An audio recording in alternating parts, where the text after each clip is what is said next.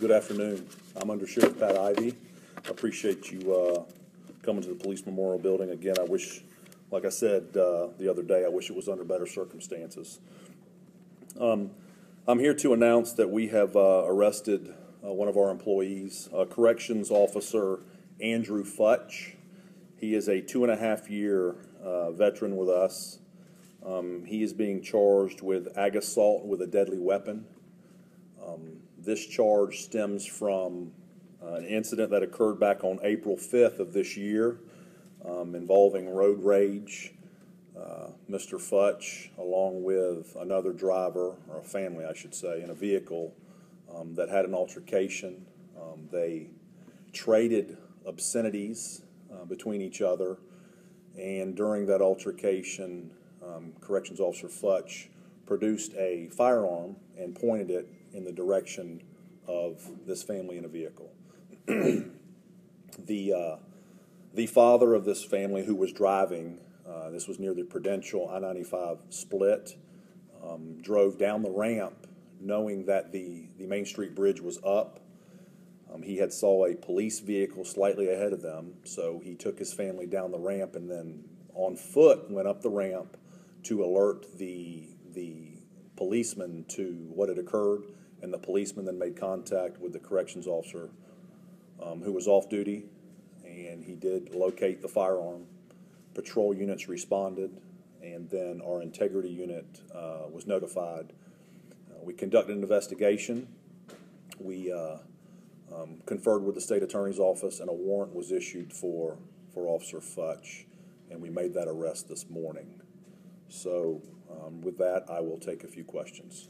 Police report says simple assault. Is it aggravated assault? It's aggravated assault. We've got a paperwork error. The actual charge will be aggravated assault with a deadly weapon. We are taking steps to correct that as we speak. Was he in a police vehicle when this happened? He's a corrections officer, so therefore he does not drive a police car. Has he been suspended, or what is the punishment he faces? He went on voluntary leave without pay. To your knowledge, was he ever taken into custody? Is he still in jail at this point? He should be. He's probably close to maybe getting out. It's been a few hours. When the family went on the off ramp, yes. What happened to the corrections? So traffic was backing up because the bridge was up. The driver knew that as traffic was slowing down and had seen the police car up ahead. So he knew that he could proceed up by Ruth Chris. You know, you can go down, then you could get back up. He went up on foot up that ramp, made his way, basically attempting not to be seen by the corrections officer, made his way to the police car that he knew was also going to be stopped in traffic, made contact with him. Okay, so the corrections officer was stopped in that? Yes, he was stopped in the same area as the police car was, yes. Okay. Has Mr. Futch had any disciplinary issues prior to this? He had one incident. I think the charge was failure to conform to work standards prior, but nothing significant that would be even close to termination. No. You can make a request for that concise if you'd like. Was the weapon a personal weapon, or was it a... That is his issued JSO firearm. In situations like this, does he have to turn in his weapon as well? We confiscate that because in this case, this is a criminal investigation. It is evidence. So it's in the property room. As far as his employment status, he's on voluntary leave without pay. Yes. Does he have the ability, as this goes on, to appeal? Yes. So I've kind of said it before, but it's confusing. If you make the similarity that just like in any other criminal proceeding, then where a family would want to seek compensation for maybe the death of a family member, that they have to wait till the criminal proceedings before they move to a civil proceeding. Our administrative proceeding is like that.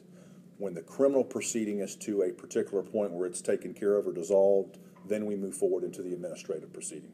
And unlike last week where the guy was a Probationary employee. this is different. He has Absolutely. rights.